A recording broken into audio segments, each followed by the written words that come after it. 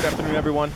Typhoon Soudelor, or Soudelor in Chinese, just rolled over Taiwan. I was here all last night. A couple of images that I took out of the place I was staying out of the window, 3:30 a.m. Routing area. Again, the wind gusts were probably around 60 to 70 miles per hour at times. Even at daybreak, the wind was far too strong and too much debris flying through the air for me to get out to go down to the riverside. I ended up around 9:30 a.m. at that area.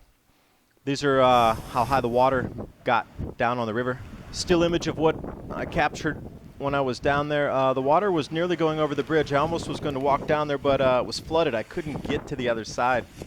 Around 3:30, went back to the bridge again, and you can see how much the water had lowered itself and dumped out of the river further up at Danshui out into the ocean.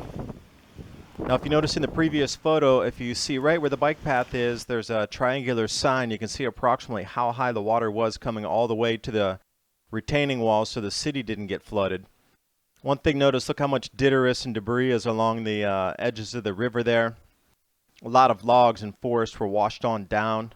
This is what the park looks like when there's not a typhoon and when there's not flooding. It's an amazing place. There's a couple hundred kilometers of bike trails stretching all throughout the river systems in Taipei, in the parks just like this.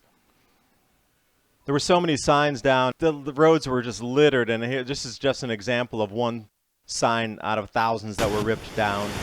And in a little small alleyway called Coffee Alley, it's a really protected zone, but wow, all these trees got jammed up in the one edge there, and the Salvation Army, recycle bin blown over with a few other things. And this is in a tight little alley protected from everything. Thanks for watching. This is a special typhoon report, but the snows in Sichuan, China that just occurred in the middle of August in Ganzi area, I'll be bringing that to you next.